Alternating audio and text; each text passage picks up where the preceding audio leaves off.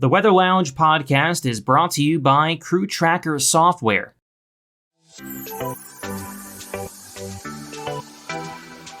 This is the Weather Lounge here at WeatherWorks. Hi there, everyone, and thanks for stopping by the Weather Lounge. I'm your host, meteorologist Brad Miller, and this latest podcast comes to you from our WeatherWorks headquarters located in Hackettstown, New Jersey, and made possible by Crew Tracker Software. And joining me, as always, here in the Weather Lounge is my co-host, meteorologist Mike Mahalik. Hey there, Mike. Hey, Brad. Great to be here, as always.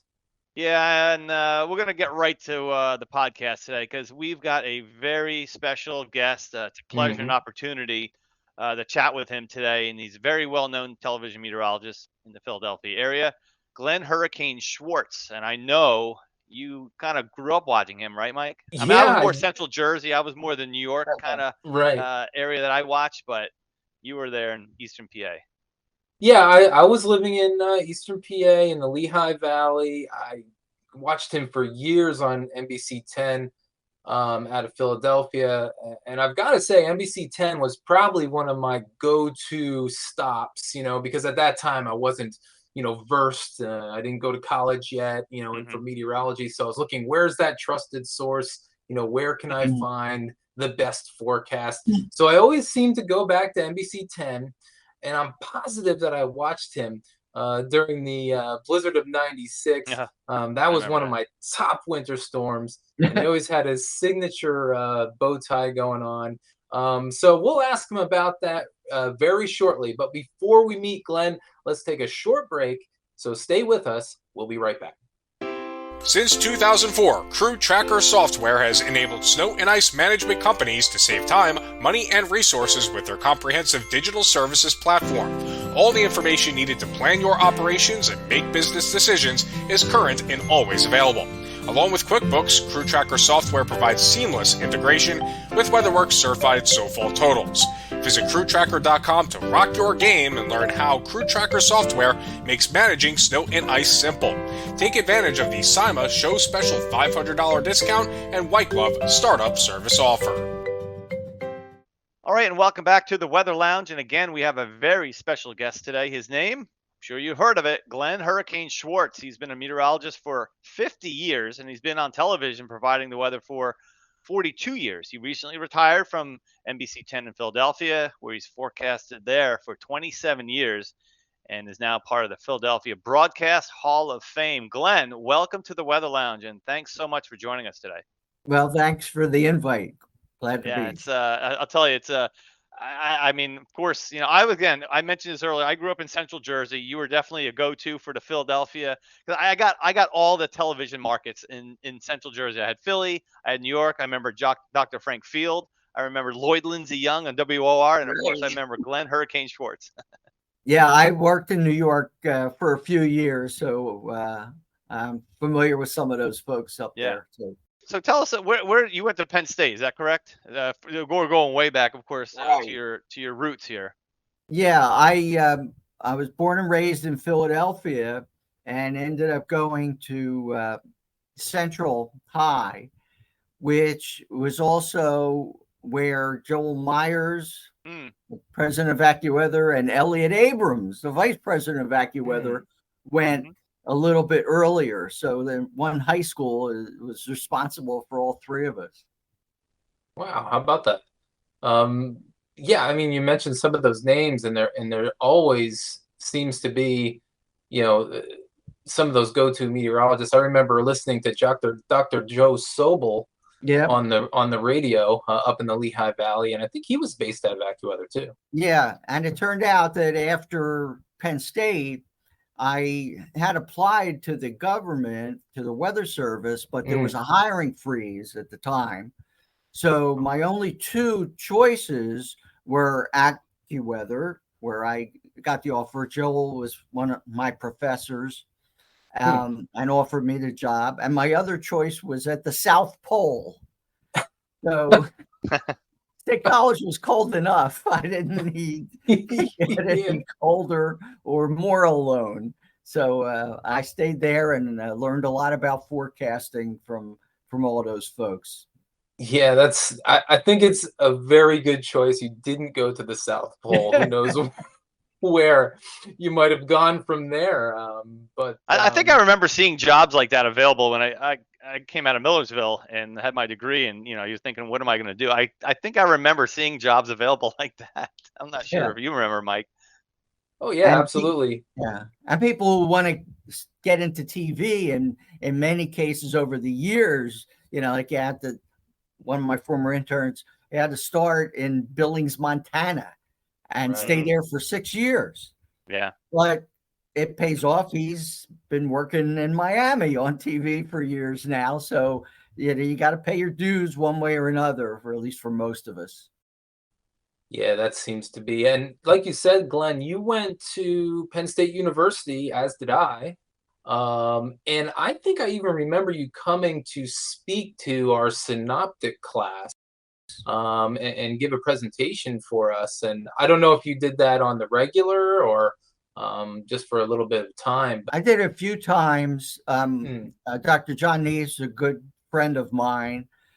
We used to do programs at the Franklin Institute in Philadelphia Hmm. regularly, mm. maybe 2-3 times a week for years. So there were tens of thousands of kids that we had talked to over the years, and he's invited me up in the past to be a guest lecturer. I've had other professors invite me as well, because there is a branch of meteorology that is in broadcasting, and it's helpful sometimes to get people who are actually involved in that part of the business to help teach it, rather than people who've never been on TV, or Hmm. at least not commercial TV. There's a big difference between that and the educational TV type. Yeah, and that's the thing that's a little bit different about our company here at WeatherWorks. We're more in the private sector, and there's a lot to be doing on that side too, where we're giving forecasts to state road departments, county road departments, even NFL teams and other sports teams in the stadiums. So there's a lot there, also in the private industry, that I think a lot of people don't realize when they're going to school.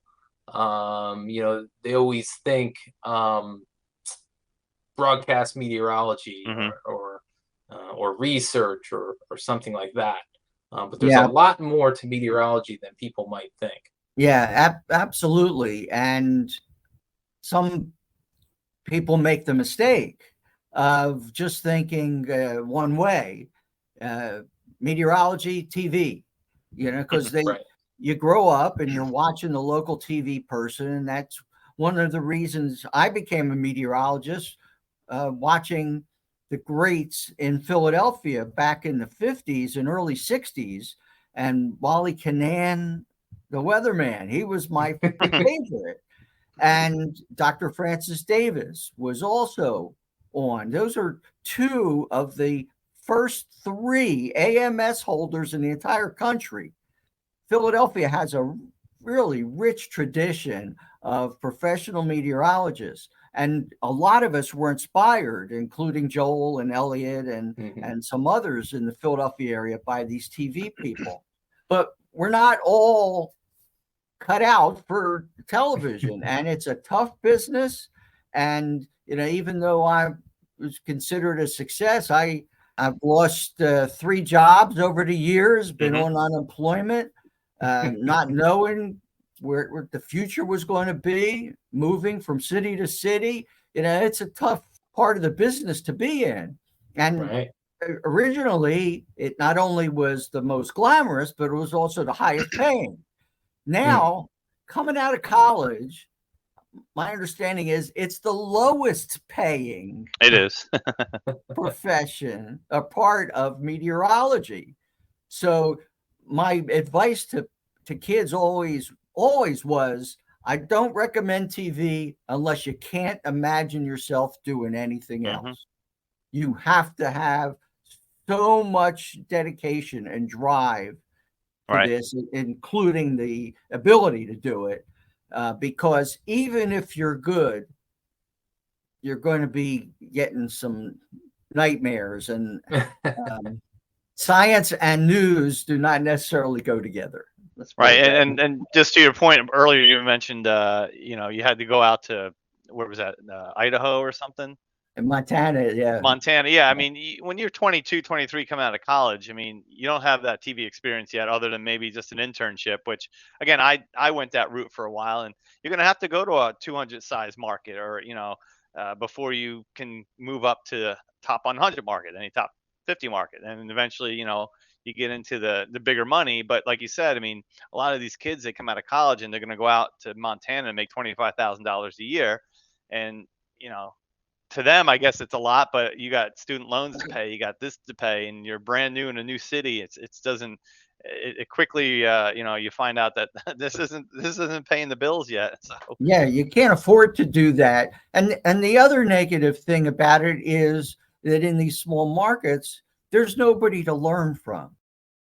It's way better to be a small fish in a big pond, at least with the right meteorologist as the chief, and to get to one of those stations where you can get experience, but you could also learn just by watching some of the professionals. But if you're in Billings, Montana, who are you going to be watching? Who are you going to be learning from? And like I said, it's a tough business. It's a lot of folks don't. Of course, the highlight of it is, oh, I get paid to be on television. I get paid to do weather on television. Wow! But as soon as that the red light goes off and you're done, it's the contracts, it's the consultants that come in every 6 months. Yeah. You only good as a contract. You have a 3-year contract. There's no guarantee you're going to work on that first day of 4th year. Like you said, you've lost a job. I have too. It's the part of the business that isn't very elegant. So yeah, but even with, let's say, that 3-year contract, in most cases, that's not guaranteed. And in most cases, they have what they call windows after each year where the station could get rid of you on your anniversary. And I remember in New York, I got replaced there. That's where I got the nickname. And I thought things were going well. And then all of a sudden I get canned. And they brought in a guy, I think from Indiana, moves his whole family to New York, and then lasted 13 weeks. Oh my goodness. And he obviously had a window that was pretty small, and they took advantage of it. And I don't know what happened to him, but that's just one of those horror stories that you can run into. So let me back up a little bit, because you just mentioned about your nickname, Hurricane. So how did that all come about? How did that get stuck on you as far as? Yeah, well, I have been fascinated by hurricanes for much of my life. I wanted to be a meteorologist since the 5th grade. I did end up, after AccuWeather, going to the National Hurricane Center, which got me even more focused on hurricanes. And I ended up in Atlanta with the National Weather Service and being discovered on TV doing an interview live on the 11 o'clock news as Hurricane Frederick was coming up the coast. They didn't have any meteorologists at that particular Well, what year is this? I'm sorry. 79. 79. Okay. Yeah, Frederick did quite a bit of damage along the Gulf Coast. And it was heading toward Atlanta, and it was their top story. They didn't have a meteorologist, so they contacted me. I was kind of the spokesman at the Weather Service, the disaster preparedness meteorologist. And so I went on and talked about Frederick, and the next morning, the news director called up and offered me a job in TV. He said, how'd you like to be on TV? And this was starting in Atlanta. But anyway, I already had this interest in hurricanes. I was on TV in Atlanta for 4 years, then went to Cincinnati, then lost that job, and then came back to Atlanta to work at the Weather Channel. And this was only maybe 3 years in to the start of the Weather Channel. And they were doing nothing as far as taking pictures of actual weather. All they showed were weather maps and satellite pictures. and then their local forecast. That was the big deal. That's interesting because nowadays, if you go to the Weather Channel, there's a bunch of different shows about Yeah. storm stories and what have you. And so it's made a big pivot from what it used to be, just the basics, to now including all kinds of impacts. Yeah. Originally, the head engineer, they came up with this local forecast technology so that you could get your own neighborhood forecast on the 8th, let's say. Yeah, sure. Well, their line was, the weather is the star. Mm-hmm. So they Okay. called this system the Weather Star. Huh. And I gotcha. right. I had already been on TV for years, and I'm seeing the amateurish way that they were presenting weather, and it got very frustrating. I was working on a hurricane documentary there with the National Science Foundation, and I was compiling video as much as I could. There's not much back then. And then Labor Day weekend comes up, and there's a hurricane that's about to hit the Gulf Coast. And we're in Atlanta. We're only 6 hours away. Let's go shoot the thing. Well, the big bosses were out of town for Labor Day weekend. So it was a lower level guy who approved it. So the photographer, who had only done promo type stuff, we didn't even have a vehicle. We went and rented a station wagon, the two of us, and drove down to Pensacola to shoot this video for the documentary. And this was Hurricane Elena in '85, and it stalled. So we had to complete the job. And that took another couple of days. And then it started moving toward Tampa. And then we drove to Tampa and started shooting stuff there. And the Tampa airport was closed because of flooding, even though the hurricane was way offshore. So we had to drive to Orlando to hand the videotape to an airplane to fly back to Atlanta. Oh my gosh. Then drive to Tampa, shoot some more video, drive back to Orlando, put that tape on the plane, that kind of stuff. So anyway, I got to put some of that in my documentary. And then when I went to New York after that, I showed some of that video just before weather. And then the anchorman said, well, and now here with the weather is Glenn Hurricane Schwartz. So it was just right on a spur of the moment. Nobody talked about it ahead of time. There was no focus group or advertising consultant who suggest it just happened. And those are the best kind of nicknames when it's based on reality. Yeah. And the very next day, I mean, I had a cop yelling at me across the street, "Hey, hurricane." So I knew it was going to stick. Wow, that's amazing.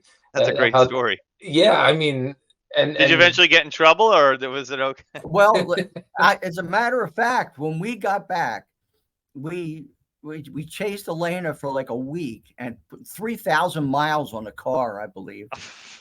Ooh. And we had done phoners.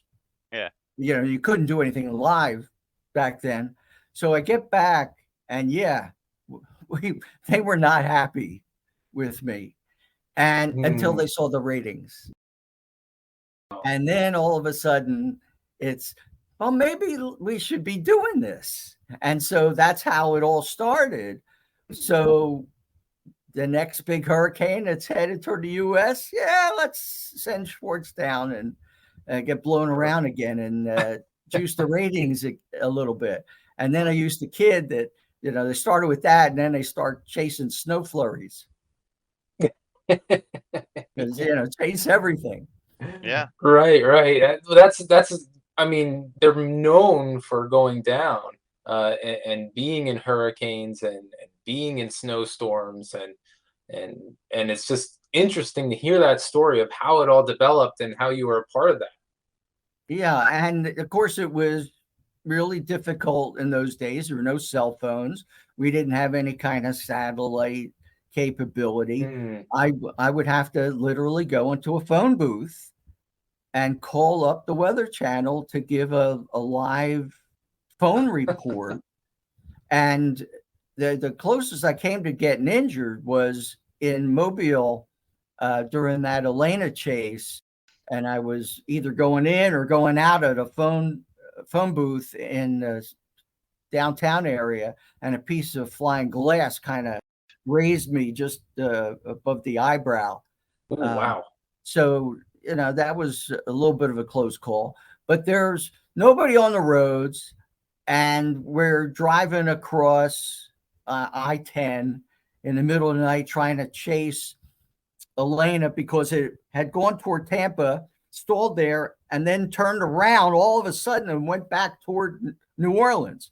So we had to get in the car and try to outrace it to get to the Central Gulf Coast before it hit. So we're racing through there in the middle of the night. There's tornadoes developing, and we're seeing the power lines flash, and we're going over the bridge in Mobile Bay. And are you going along I-10 down there? If something happens, if something happens, we're done because there's nobody there to help us. So it was a pretty exciting week there, and it worked out. Right. Yeah. I mean, it's so much different nowadays where it seems like if there's any weather event going on, there's so many people on their phones and social media that you see a tornado on Twitter before, anything ever comes of it. So you're on a payphone or wherever you were trying to communicate that weather, and now we can have that in an instant on social media. Mike, that's a good point you bring up, because when I was down in Charleston, I did weather down there for a while, and the news director out of the blue wanted to send me down to Lady Lake, Florida. They just had a tornado outbreak down there, like the day before the Super Bowl. I can't remember what year this was, like 2004, maybe 2005. And when I got down there, it looked like the Super Bowl was actually happening where this tornado outbreak was. There were so many sat trucks. There were so many news group. I mean, they came from everywhere. I mean, it was a big one too. I mean, unfortunately, a lot of people were killed, but I mean, it looked like, I mean, there were so many. I couldn't believe the expanse of news. I mean, CNN was there, Fox News was there. I mean, all the big ones, including, of course, all the local TV. And I don't know why they sent me down there from Charleston. I wanted some content for something, but I'll tell you, it was amazing. And like you said, and that was 15 something years ago. I mean, now it's just like, even, like you said, everything's documented today. It doesn't matter where it happens. Yeah, but we don't need the giant satellite trucks as much. Right. But you could just shoot it on a cell phone. And back then, as I was saying, we didn't have the satellite truck, but a couple stations did. So as Elena was still stalled off of Tampa, there were tornadoes hitting around the Orlando area, and one caused a lot of damage. So we drove from Tampa to Orlando to shoot some of the tornado stuff and interview some people who went through it. And there was a local TV station there, Orlando station, shooting it. And I'm talking to the guy and saying, well, I got to get to the airport to put this tape on a plane. He said, well, we have a satellite dish. We can send it up for you. Oh, great. Except we didn't have a receiving dish at the Weather Channel. So we still had to go to the airport and put it on a plane. Oh, man. That's a shame. It's interesting to hear about those early days. I'd like to switch over, though. Let's focus on the I-95 corridor. Let's focus on snowstorms. Let's focus on that aspect, because when you went from Atlanta, then you eventually went up to NBC 10 in Philadelphia. And that's where I remember you mostly. So, I mean, let's talk about that. First off, I mean, what is the allure of that big snowstorm along the I-95? It seems like everybody wants to know about it. They want to be the first to know about it. They hear it from their grandmother's aches and pains that there might be a 2-foot snowstorm Yeah. coming up. But what do you think it is about it that's just so intriguing to people? Well, it's something that happens, but it doesn't happen a lot. And had been forecasting in Atlanta, remember, for a while, and I was there in I think it was 82 when there was a little snow and ice, just a little glaze, and shut the whole city down. So people would talk to me about Philadelphia and New York and how everybody freaks out about a few inches of snow. I said, you ain't seen nothing. You got to go down south and watch them freak out over snow flurries. I was actually in Miami working on the radar, 1977, the first and only snow in Miami. Wow. And you talk about people freaking out all the way down the coast of Florida. So it's not unique to the I-95 corridor. One of the things that is unique is the difficulty in a forecast and the contrasts of the results. Right. So I think people are fascinated by that as well as the threat of the storm and the rarity of a big snowstorm. Is the idea that some of the people I'm talking to are getting rain. Some people are getting ice. Some people are getting snow at the very same time. Right. And you have to try to communicate all of that. I was doing that in New York in the late 80s to 1990. So I had some experience with this forecasting and plus going back to AccuWeather in the 70s.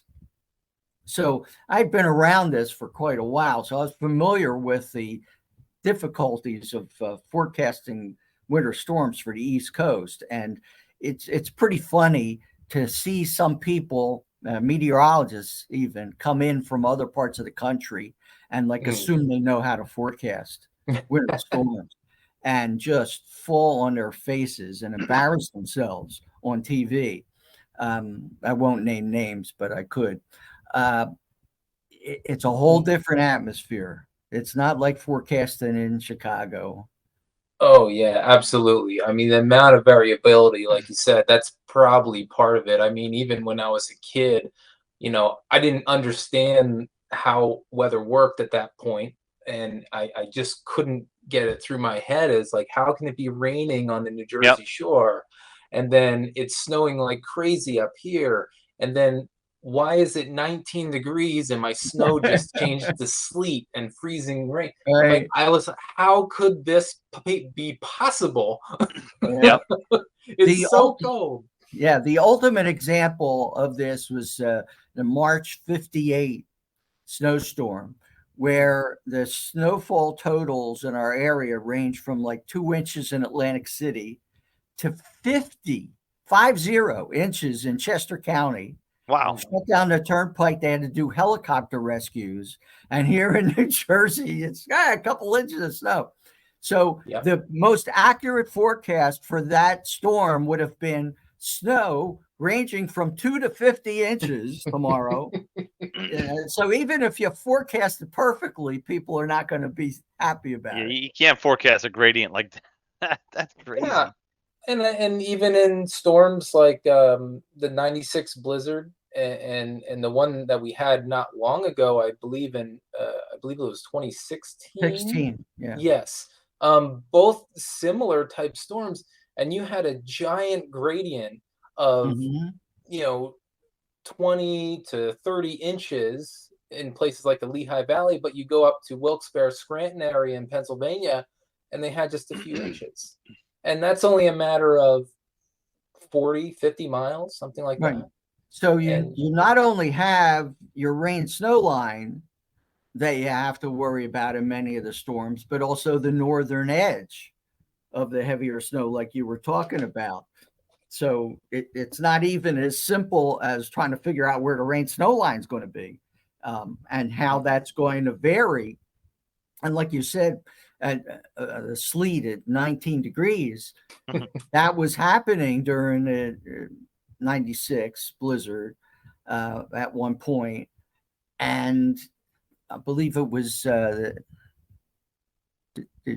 83, what they 93, the storm of the century. Superstorm, yeah, superstorm. Yeah, the true storm of the century, where we got a foot of snow in Philadelphia, plus a tremendous amount of ice. And then west of Philly, it got tremendous amounts of snow. So it wasn't known as the big snowstorm in Philly, even though it was plenty cold enough to be all snow. It just warmed up aloft, and that was it. It's such a strong storm. Yeah, it produced its own warm air in the mid levels and upper levels. So, and then that was the one Mount Mitchell got the most, right? It was like 52 inches or something like that. Yeah, they were stranded hikers on the Appalachian Trail. That was unbelievable. There was a foot of snow in northern Alabama. Yep. With that going up to Canada. So, but that's not necessarily one that's real memorable for people around the Philly and toward South Jersey. So each storm is memorable in different ways for different people in different parts of the area. And it's really amazing how you predict a storm and you'll get some phone calls or texts or letters or whatever saying, you people hype everything, you're predicting 8 inches and we only got 4. And then we'll get a letter saying, you people missed this one, you only said 4 and we got 8. You think so. If you get an equal amount of you suck comments, that means you've gotten it right. Yeah, the nor'easter is the most notorious storm to forecast here from the mid-Atlantic to New England, and those variations just can't make anybody happy because it's all of those. Where does that heavy snow band set up? Does it set up northwest of 95? Does it set up on 95? Does it set up out in central Pennsylvania? Wherever it happens, you're going to get crushed. Yeah, a 50-mile difference in track west to east, if it just goes one way or the other, of course, that's going to have a huge impact on the amount of snow and ice everyone gets. Yeah, and in those biggest snowstorms, the fortunate thing was, there's basically the 2 types. It goes back to Cosin and Uccellini and their, what I call it the Bible. Where there's the track A, where the storm forms, let's say in the Gulf of Mexico or near the Gulf Coast and comes up at us. Those are the easier ones to forecast. And fortunately, I was just looking it up. The 4 biggest snowstorms in Philadelphia history were all type A's. So the forecast for those storms were pretty accurate overall. The toughest one is those clippers coming in from the west or northwest, the type B storms, and then redevelop off the East Coast and intensify. And there's a very sharp edge between no snow and heavy snow from south to north. And that's what happened with the so-called storm of the century in 2001, where everybody blew it, including Paul Cosin on the Weather Channel predicting 30 inches of snow in Philadelphia. And we ended up with 1. Wow. So the biggest bust, the biggest challenge are those type B winter storms. Yeah, I mean, I would totally agree with that. I remember the one winter where I was forecasting a lot in New England here at WeatherWorks, where they had 100-some inches over this season. And it seemed like it was a Miller B almost every other day that we were watching this clipper come across the Mhm. country, and then it was going to explode once it hit the coast and run right up there. And I always remember, this is where I got one of my nicknames at at WeatherWorks. They like to call me the Hammer, um, because I would start the forecast at a general 6 to 12, and it just looked like there was so much upside. And then by the time the storm was getting closer and closer, I was increasing my amounts and increasing my amounts. And then pretty soon we're looking at 18 to 24. And they're going, Mike well, dropped the there's Mike. hammer. Yeah, there's Mike the Hammer again. That's what I was doing in '96. I mean, nobody's starting off a prediction of 30 inches, but Right. I remember before, I guess it was the Saturday night during the storm, or just the storm started, I predicted 20 to 30. The Yes. all-time record in Philadelphia was 21.3. And I had kept raising the forecast amounts to the point where I did 20 to 30. And much to the delight of me as I was watching the right. As a kid, I'm going, yes, 20 to 30. I love this guy. But at the same time, or the day before on Friday, the models backed off a little bit on the storm, and the Weather Service backed off on this forecast. And one of the lessons that I had learned tracking storms in New York was, it's the pattern. The pattern is first. The models are second.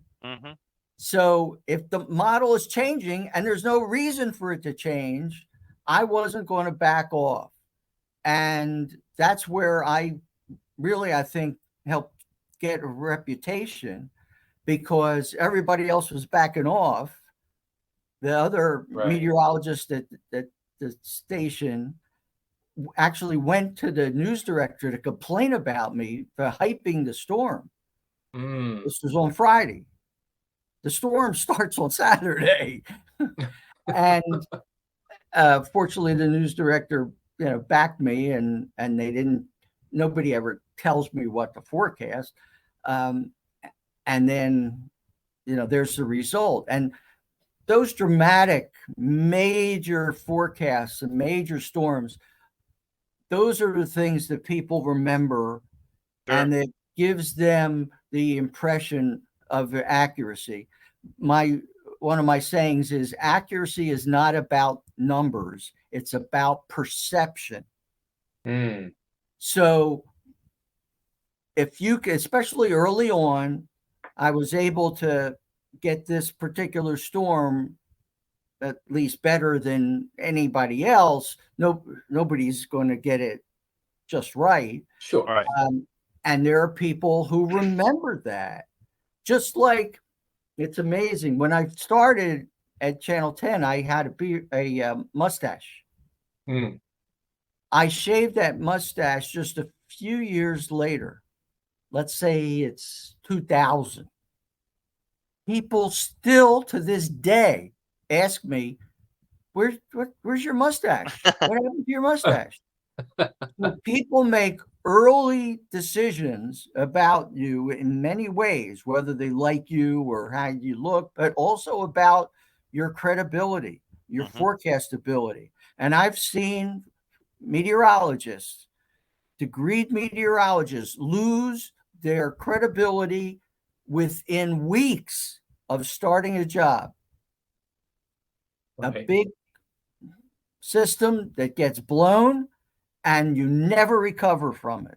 Yeah, my old chief I worked for in Charleston, Bill Walsh, he's still there. He's been there for 30 years, and of course they don't deal with winter storms like we do, but their big thing, of course, is tropics and hurricanes. And he said a bad hurricane forecast, if one's approaching or threatening, could make or break a TV station. Whether you've been number one forever, or you have a bad one, or people remember that, like you said, and they'll remember that for years. And so, of course, Hugo was the big one down there. And I think that kind of what started my old station, where they're number one, and they've been number one, but they did such a great job with Hugo back in '89 that it just stuck there, and that's how it's been. Yeah, and my best friend over the years was Jim Reeve, who worked in Fort Myers. unfortunately passed away, but he became extra famous for Hurricane Charlie, where the Hurricane Center was predicted to go up toward Tampa. Yeah, I remember that. Made a right turn into Punta Gorda, yeah. fires, and he was the first one to talk about that and predict that. And so he's the guy. He's the guy who got Charlie right. Now, maybe he only beat the competition by 1 hour or something, but it's just like in the news, the competition to be first. Right. This exclusive. And in some of those individual cases, it really does make a difference who's first. Right. But that also gives some meteorologists a little push to try to be first. And so to go out on a limb too soon, make an overcommitment too soon, and then how do you back off? Right, if you're wrong, yep. Yeah, so all of that, and then how you handle it afterwards, how you handle the criticism is also part of the reputation thing. Yeah, I've always found that trying to back off a forecast is much, much worse than saying you're going to see more snow, at least when communicating to our clients. And I think that might be the trouble with communicating weather forecasts in general, because a lot of people want to see deterministic type stuff. Like you are going to get 5.5 inches of snow in, how much for my neighborhood? Exactly. Yep. Exactly in this spot. Whereas it's almost impossible to do that exactly. But then you fight that on social media too, with right. Oh, look at the worst case scenarios. GFS, 14 days out, 3 feet of snow for New York City. I mean, how do you? It's ridiculous. Yes, we should ban the GFS after 96 hours. It was part of my what helped me over the years was my early discovery of the skill of the European model. And again, back in the 90s, it was hard to get. You had to pay a lot of money to get access to any of the European data. The GFS, of course, that is available to everybody hour by hour. That's what the consultants had for their maps that you put on TV. And so there's just this psychological tendency to be over-reliant on the GFS, on the American models. And to this day, it happens. And I think part of the Weather Service problem is, well, we work for the U.S. government. We have to trust the U.S. government models first and not admit that we're inferior, which causes them mistake after mistake after mistake. And over the years helped me with decision making when I was going to be going against what the GFS was coming out with. Like, for example, with the 96 blizzard, I didn't have a European model, but I had already not had faith in the GFS. It backs off, it suppresses the storm, and now all of a sudden you're not going to get it. But the overall pattern didn't change. It's just that stupid model did. And the ultimate example was Superstorm Sandy. Oh, yeah, of course, yeah. You had the GFS in run after run after run, taking the thing out to sea. And the European consistently complete opposite, making some kind of version of a left turn. Yeah, and some version of a landfall on most of those too. And when I went on the air and talking about the threat of Sandy making landfall in New Jersey days in advance, I got ridiculed quite a bit, even by some competitors on TV and on social media about calling it hype and doing it for ratings and all that stuff. And I remember watching one of them on. I just happened to be in a newsroom for a few minutes, and see this forecast, and being so sure that it's going to be out to sea, and accusing others of hype. And I said, you don't do that before the storm hits. Wait till after to criticize them, and you can't celebrate too soon either. No. About, hey, I was the only one that predicted this big storm, and everybody else then came on board. Okay, and then it didn't happen. So there you were bragging about your forecast before the storm, and so now you're famous for blowing it, even though everybody blew it. Well, I think that's comes back to your pattern discussion a little bit too. Rather than just model watching and shifting with whatever those models are doing, look at that pattern. Does that pattern make sense to what the storm track is showing you? And when you saw a big trough of low pressure just diving in behind the track of Sandy to the west through the Ohio Valley, you could kind of see how that would interplay with the track and how it would kind of suck in and merge with that trough. So it made sense, at least to us here in the office, that, okay, maybe that track that comes further west and makes a landfall isn't so crazy after all, and we should really give it a thought, especially, like you said, Glenn, with the European model being so consistent about making that left turn, making some sort of landfall from whether it was from Cape Cod or down to the Delmarva. Somewhere it seemed to be honing in on that situation being the most likely. Well, my recollection with the pattern was the high pressure up over the North Atlantic and how strong it was. Right. And that was the main anomaly. And as I'm looking at that, and then I see the European with the left turn solution, okay, here's the reason. It's because of that high. Pattern recognition. And the other part of it is when you have a model predicting something rare and predicting it consistently, and there's a pattern favorable for that, that's when you jump on it. Because its tendency, or any kind of model tendency, is going to be toward what is so-called normal.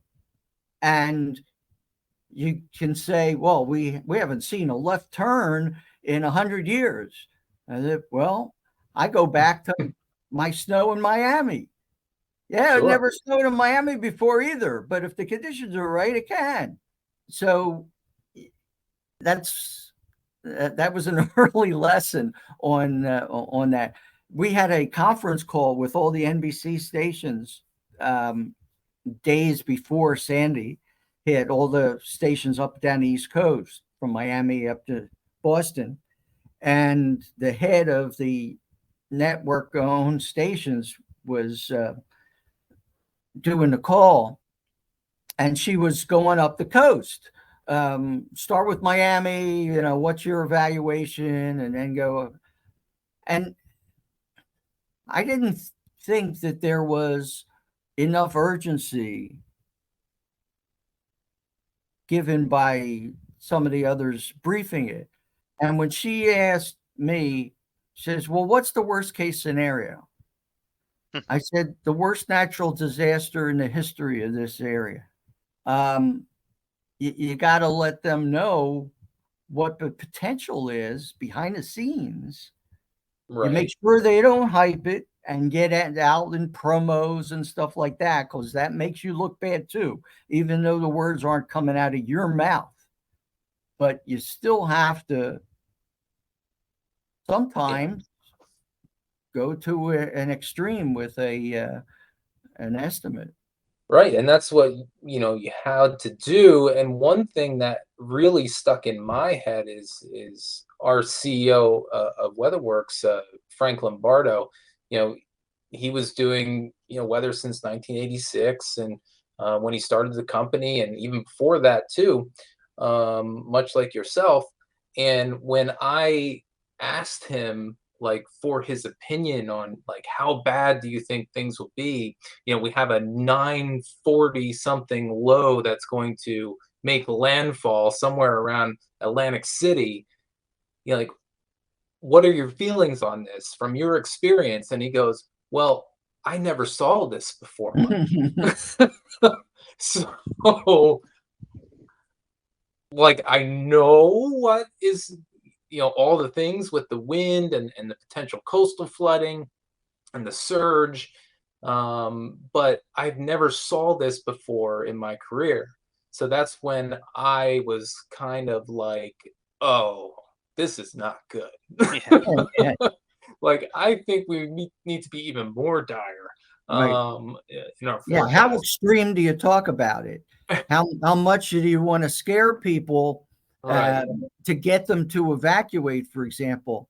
Part of the problem was what happened the year before. Was that the snow? No, that was Irene. Irene, that's right. That's right. It came up the coast, which Yes. is more typical track, and I was not happy with the suggestion to evacuate all of Cape May County. I remember that distinctly. Like, why are they doing this? And then Governor Christie, I believe, in New Jersey, was freaking out about surfers on the beach in New Jersey the day before the storm's going to hit. Like, they're going to die in a matter of hours. The sun's out. The overreaction to Irene really hurt for the next year. And that made people underreact and underestimate Sandy, despite what we were saying. And that was a much different storm too. When you're talking about the track, you're talking about the Yeah. size of Sandy, Yep. and all the water it would be pushing directly into the coastline, almost perpendicular. Yep. Totally different setup. You're getting several high tide cycles to raise those water levels. And we went down as a company afterwards to help out with some relief efforts. And it was amazing to see how much beach erosion happened, how much of these houses were destroyed, how high the water levels were in houses. When you went in there and you pulled out some of these, personal items from people, it was just amazing. Now, just remember, Sandy was weakening as it approached the coast. Now, picture a Sandy type storm 10 years from now, 20 years from now, with significantly warmer ocean temperatures off the Jersey Shore. And maybe it doesn't weaken so much. I still believe it was a hurricane at landfall. The local weather service who was doing this even before me, and he was their hurricane specialist. He's convinced also that it was indeed a hurricane. It should go down in history as a hurricane, not quote superstorm, because it was a hurricane throughout its history that hit New Jersey. So a hurricane hit New Jersey, just like Agnes in 1972 was a tropical storm, then to a tropical depression when it caused the worst flooding in Pennsylvania history. But when it hit Florida, it was a hurricane. It goes down in history as Hurricane Agnes. This thing should be called Hurricane Sandy and not Superstorm Sandy. That's a good point for the perception of it. That's for sure. Because right away, when you take the hurricane moniker off the storm, it certainly seems to bring less of a, I don't know, notoriety to it. Notoriety, yeah. Well, look what happened in New York.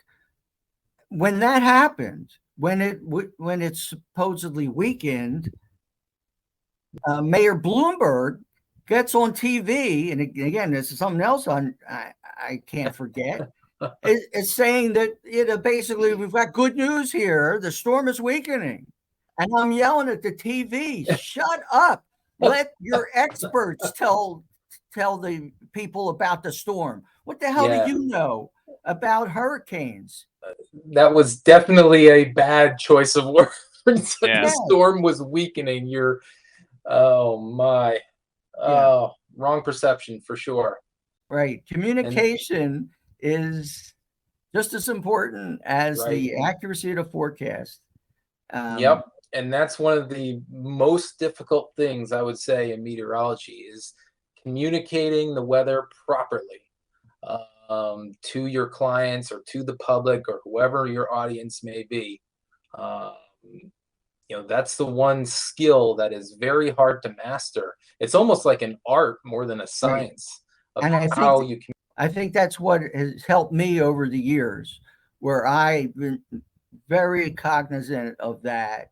And I think about it before the weathercast or before any kind of tweet or blog that I would write, because what you want to do is emphasize it when you have high confidence and then pull back when you have lower confidence. You don't treat every weathercast the same. As you're saying, deterministic type.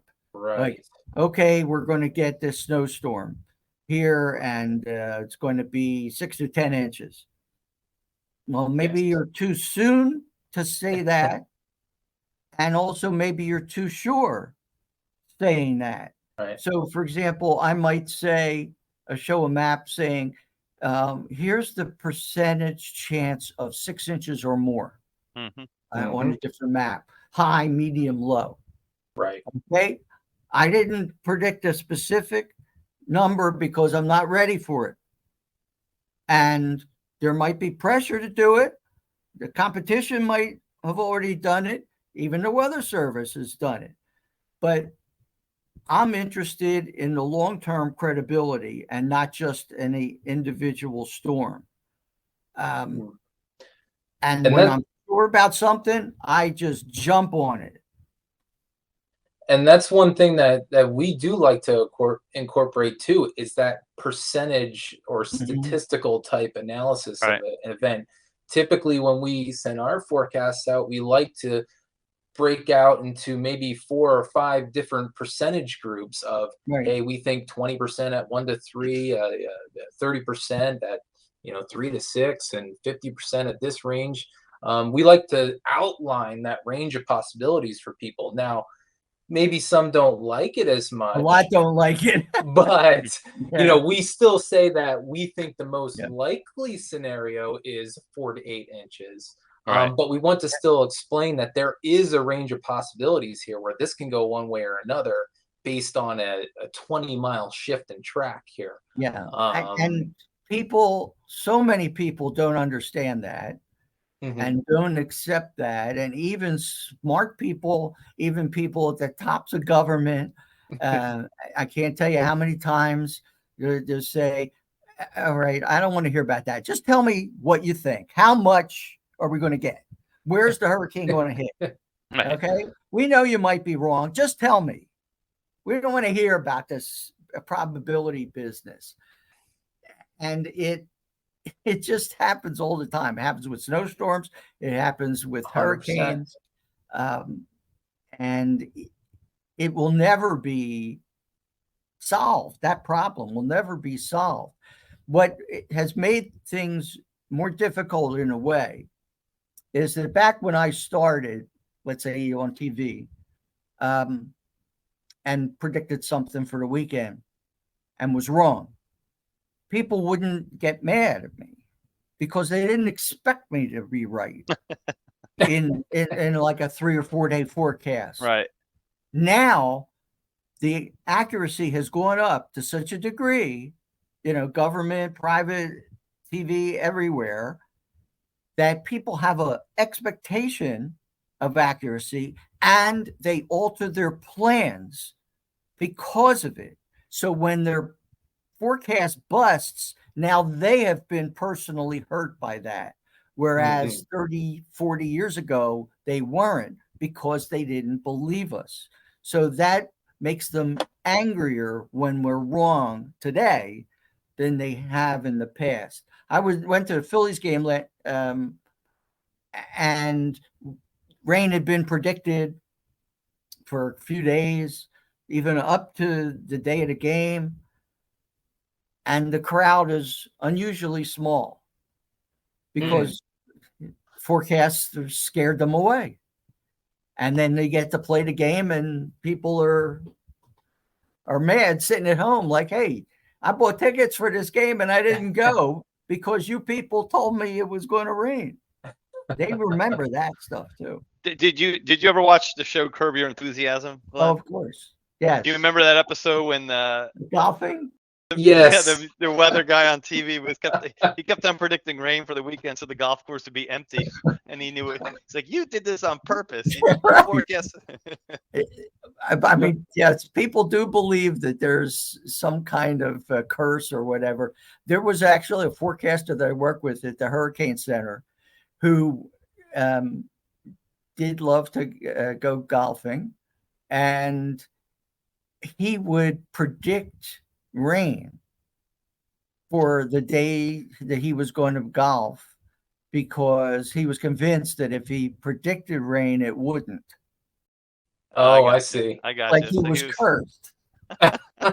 So if he predicted a nice day, it's going to rain and he's going to get screwed. I even referred to this as the Hank Silsby effect, where this gets into our mind as forecasters. Right. It does it to me with sports too. Sure. Trying to make predictions. Like I don't want to put money on the Eagles winning because if I do, then they're more likely to lose. Thing with weather forecasting. It's funny how your mind tricks you into things like that. We even had a thing here at our company, WeatherWorks, where if our owner went on a vacation or something like that, and it would seem like bad weather happened when he wasn't around. Like somehow he had control of this. Yeah, Bill Henley, Channel 10. He was notorious. We even called it only occurred when he was on vacation. Yeah. Jeez. We even called it the FLO. We called it the Frank-Lombardo oscillation because if he went to say Florida or something, or if he went on a trip somewhere really far away, well, then it's more negative, kind of like akin to the NAO. Yeah. So now we got to really be on high alert because we might have a big storm here on the way, and that clipper might actually bomb out on the coast on us. So, it's funny about that. Well, Glenn, is there anything that you would like to talk about a little bit before we would close out this podcast? The one thing that we haven't talked about was climate. Okay. And the climate experts can talk about all of that, but as a weather forecaster, I would have to say that I have noticed the changes over the decades, and I have even adjusted my forecasts based on changes in the atmosphere. The extra water vapor that is out there, the warmer ocean temperatures, the blocking patterns, the blocking patterns.